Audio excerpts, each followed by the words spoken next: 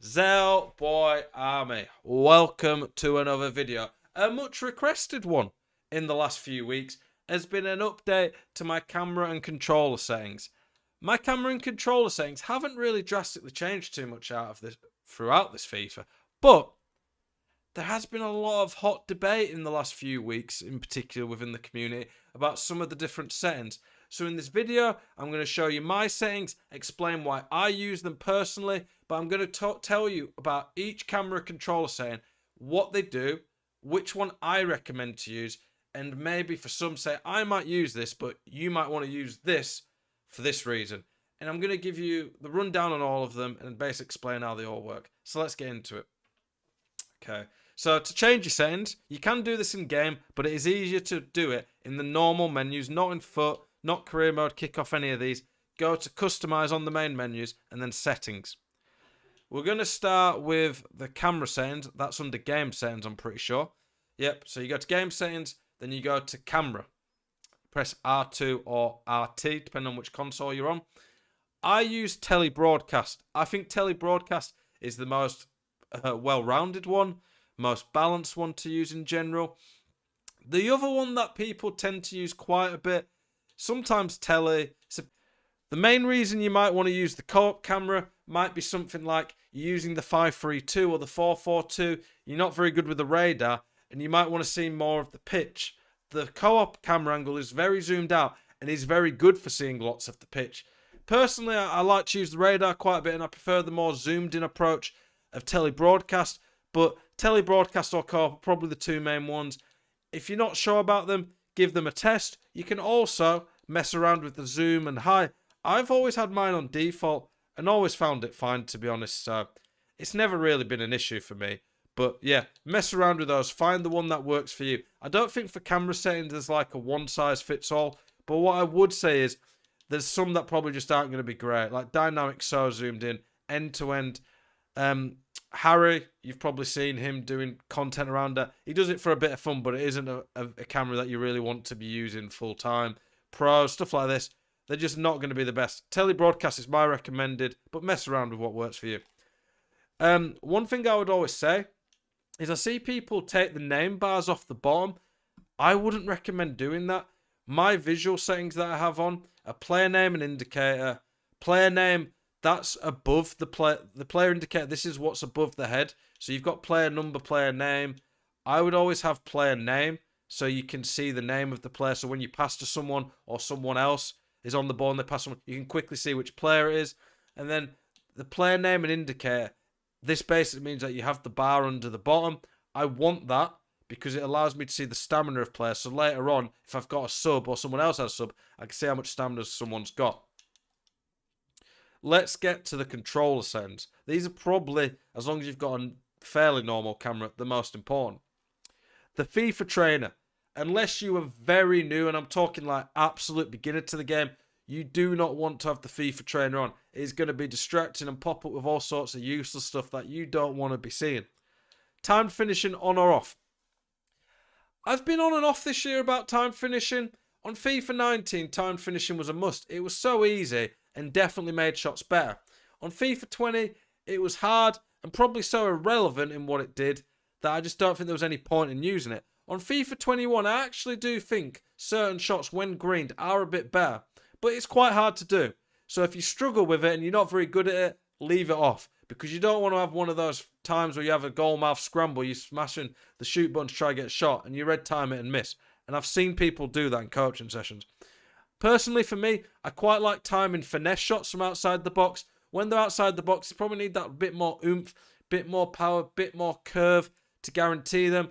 Greening them, I don't think it's too hard on finesse shots, because with finesse shots, they've got the same animation. But greening power shots, that's quite hard because they have different animations. And by greening it and time finishing, it's basically, if you have it turned on, if you power up your shot, you want to press shoot just before you make contact with the ball again. And when you do that, depending on your timing, it'll be a green, yellow, or red. Next, player switch indicator. This is another one that I see people turning off. Leave it on. It's basically when you have two triangles above your players' heads when you're defending. If you have this on, one will be the player you're controlling, the other will be a slightly greyed out one. That basically means if you press L1, you will switch to that player. Or if you press R1 to do a second man press, that man will press. You want it on so you know when you press L1 who you will switch to. People say it's a distraction, but for me it's quite important to know. And it's different enough that I don't think you should be mistaking the two. Pass block assistance. This one can be quite annoying. I think it is basically auto lunges. Sometimes it will make your players do weird lunges that cost you, but it is so good in general that I think it's a must to have on, because it makes players go for crazy interceptions and blocks that they just would not do. They would not do without it, so I think it's worth having on. Auto switching, don't have it on manual, because if it's on manual and someone crosses it in, it is very hard to switch someone in the air to defend a header.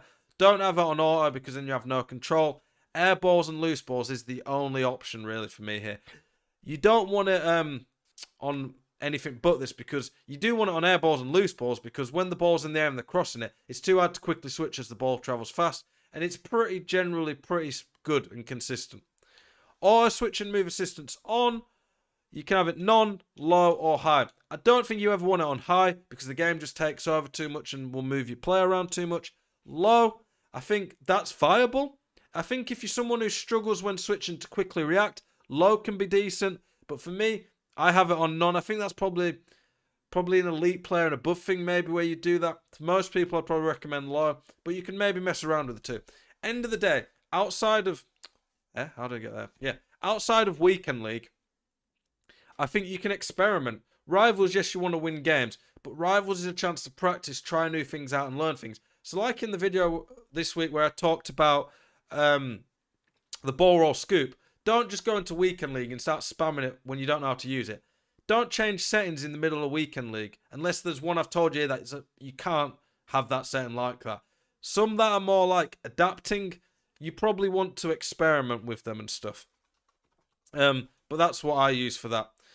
Jockey, manual or assisted. I wish the game was far more manual, but I don't recommend manual jockeying, because when you jockey, if it's on manual, your players just feel nice against. Assisted just makes the player kind of more smoothly transition towards the ball.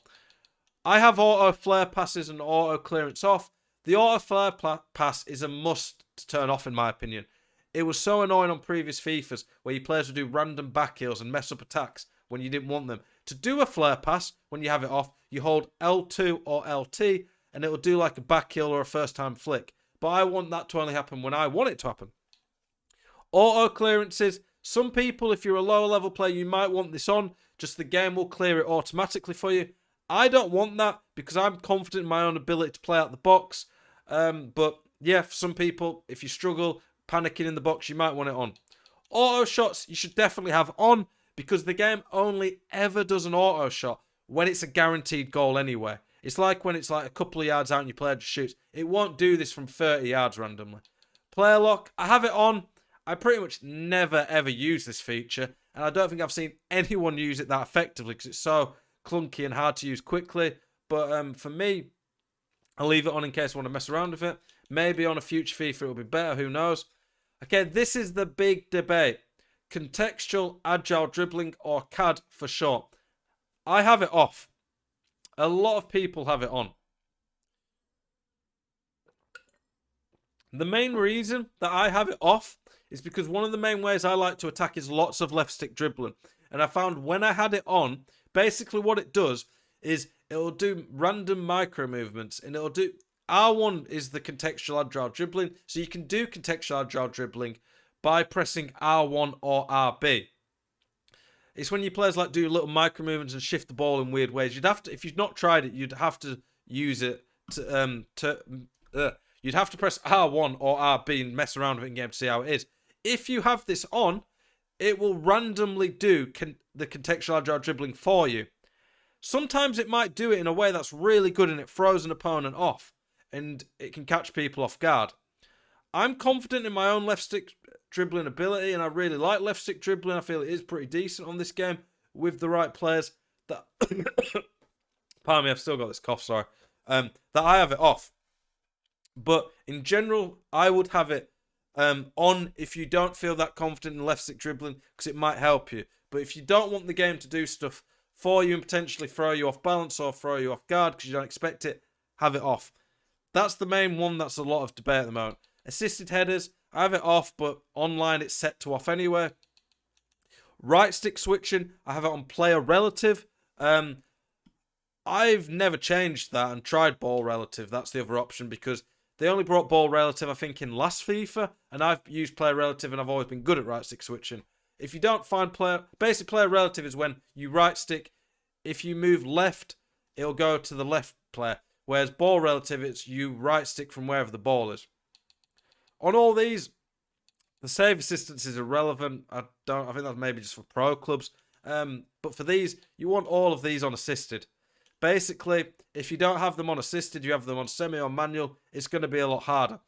I think the skill gap could feel a lot bigger if EA made these semi or semi or manual. But the problem is that whilst it's not like that, you'd be putting yourself at a major disadvantage. So for me, leave them on assisted. You can test yourself, but it'll make it harder for you, and you'll be putting yourself at a disadvantage. Analog sprint, I have it turned off. Basically, when it's on, you can move the analog in different ways. Not as hard to not sprint as much. But when I'm pressing sprint, and I don't press sprint much at all, I want it basically to always go full pel. So that's why I have it like that. Defending, you can only use tactical defending online, so leave it on that. And then for the pass receiver lock, this is the last one. I have it on late because I want it to be that if I spot something at the last second or someone marks something, I can change where I'm aiming. Whereas if you have it on early, basically as soon as you press pass and aim it, you can't change it from there. Those are the reasons behind the settings, boys. Hopefully that's educated you on some of the different reasons that you might want to change some of them. Might give you some options on how to adapt, and hopefully you might have learned some new things. I appreciate you guys watching this video. If you disagree with this video, if there's anything new you learned, please let me know in the comments. Appreciate you guys. Thank you as always for the support. Have a spicy evening.